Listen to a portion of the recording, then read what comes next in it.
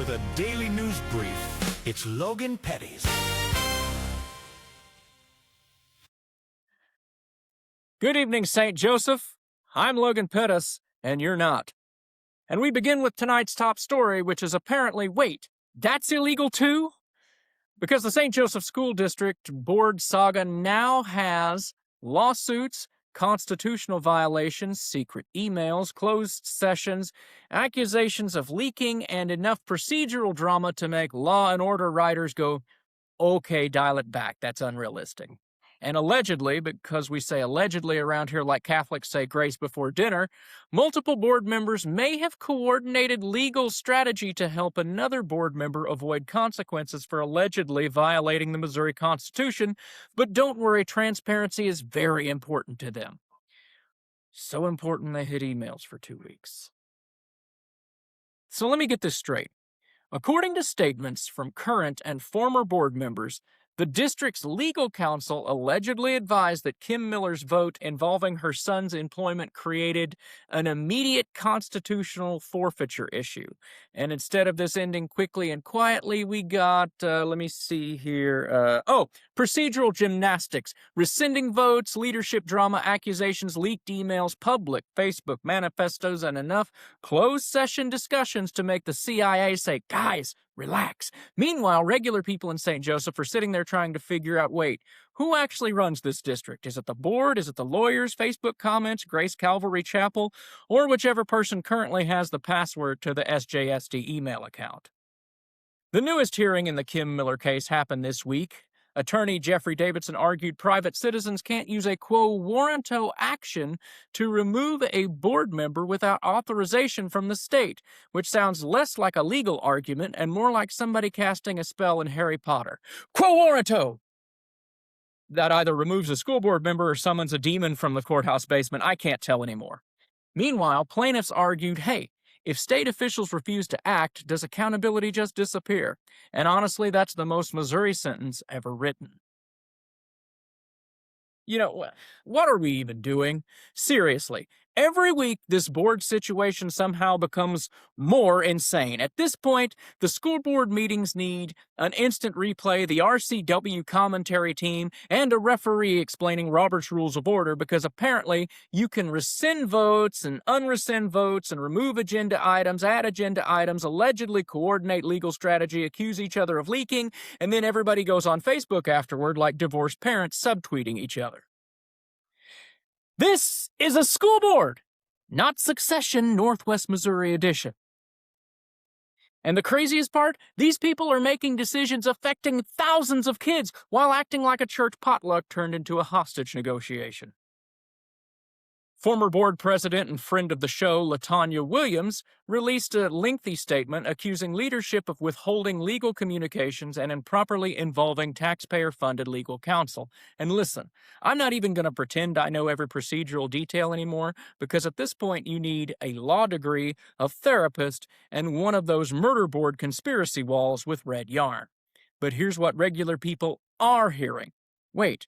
Taxpayer-funded attorneys may have helped one board member navigate personal legal exposure? Allegedly. There it is. Drink.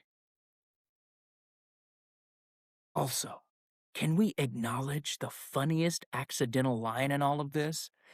Please share. Maybe we can finally get some answers. That's not a board statement anymore. That's the tagline for the entire district.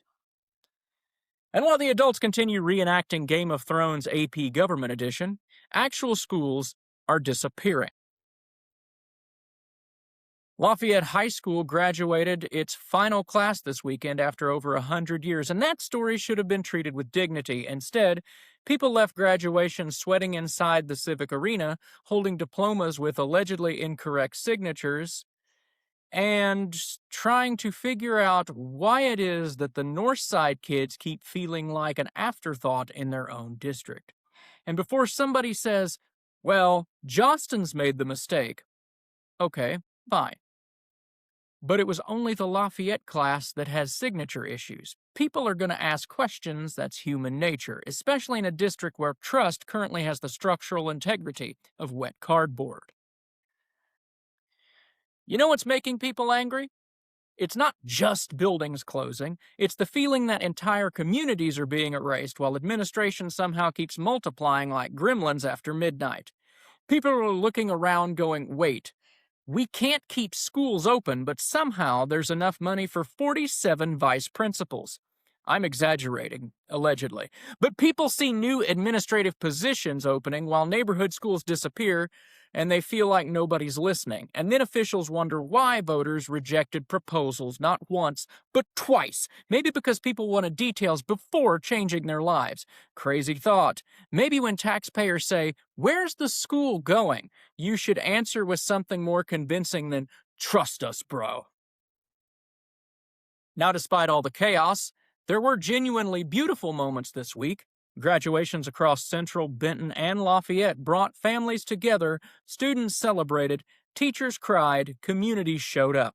And honestly, those moments matter more than all the politics because kids still walked the stage, parents still clapped, friends still hugged each other in hallways one last time, and that's real life, not board drama. Also, can we discuss this weekend's storms? Because apparently half of St. Joseph was getting weather coverage from Kansas City stations on Facebook Live, while local viewers sat there refreshing pages like, "Hello, are we under a tornado or not?" And maybe local stations were live on television or websites, but a lot of people don't have cable anymore, which raises a fair question. Why are the Kansas City stations better at covering St. Joseph weather online than St. Joseph stations? That's not shade. That's confusion. In other news, the Civic Arena now has a clear bag policy because apparently we can't trust Brenda from Savannah with a purse anymore. Security says it'll speed up lines and improve safety, which is great. Maybe next they can speed up the air conditioning. People complained that the Civic Arena was brutally hot during graduations, and honestly, if you can renovate the building for special events, you can probably make sure grandparents don't suffer heat stroke watching diplomas get handed out. They certainly wouldn't let a rodeo crowd sit in a sauna, and you know they wouldn't risk upsetting the chili cook-off. So to recap tonight, the school board may or may not be fighting a constitutional crisis. Half the city now has a law degree against its will. Lafayette diplomas became collector's items. Civic Arena accidentally hosted a graduation and community sweat lodge. Local weather coverage got outsourced to Kansas City. And somewhere in America, Robert's Rules of Order is sitting in a dark room smoking cigarettes saying, "This is not what I intended." Coming up next week, we have more lawsuits, more Facebook dissertations, at least 3 more uses of the word transparency, and one administrator explaining why there are somehow more administrators, allegedly. And remember, if you ever feel unqualified at your job, somewhere is a school board member currently attempting parliamentary procedure they learned 11 minutes earlier from a Facebook PDF. And honestly, that explains a lot. I'm Logan Pettis, and you're not. Good night, St. Joe.